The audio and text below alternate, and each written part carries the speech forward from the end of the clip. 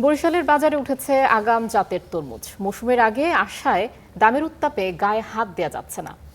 এদিকে প্রশাসন থেকে পিস হিসেবে তরমুজ বিক্রির নির্দেশনা থাকলেও অতি মুনাফার লোভে কেজি দরে বিক্রি করছেন ব্যবসায়ীরা। প্রতি কেজির দাম হাঁকানো হচ্ছে ১০০ টাকা।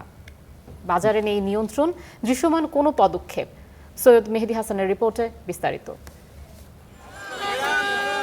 গ্রীষ্মের আগাম বার্তা নিয়ে বরিশালের বাজারে উঠতে শুরু করেছে রসালো ফল তরমুজ। তবে স্বাদের আগে সাধারণ মানুষের মুখে যেন বিরক্তির ছাপ। পিস হিসেবে তরমুজ কেনা এখন সাধারণ ক্রেতাদের কাছে অলীক স্বপ্ন।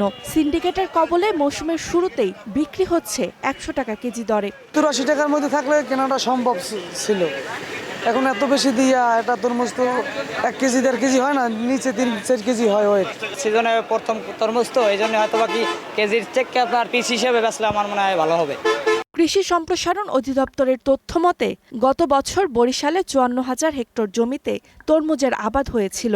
ফলন ভালো হওয়ায় দাম কমার কথা থাকলেও উল্টো চিত্র বাজারে।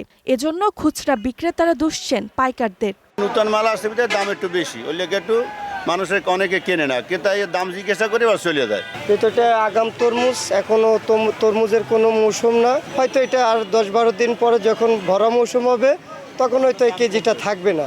দাম নিয়ন্ত্রণে তৎপরতা নেই বাজার মনিটরিং সংস্থাগুলোর। ব্যবস্থা গ্রহণের আশ্বাস দিয়ে দায় সারছে ভোক্তা অধিকার সংরক্ষণ অধিদপ্তর। করণীয় বলতে হ্যাঁ, আমরা তো তরমুজ করতে আর কি, আমরা হচ্ছে যে এটা আমরা মানে যদি কেউ কেজি মূল্যে বিক্রি করে থাকে সেটা আমরা অবশ্যই দেখবো। আমাদের বাজার মনিটরিং অব্যাহত আছে। ক্রেতা স্বস্তি আনতে সাঁড়াশি অভিযান চালিয়ে মুনাফা লোভীদের সিন্ডিকেট ভেঙে দেওয়ার দাবি জানিয়েছে সংশ্লিষ্টরা। Desk report, star news.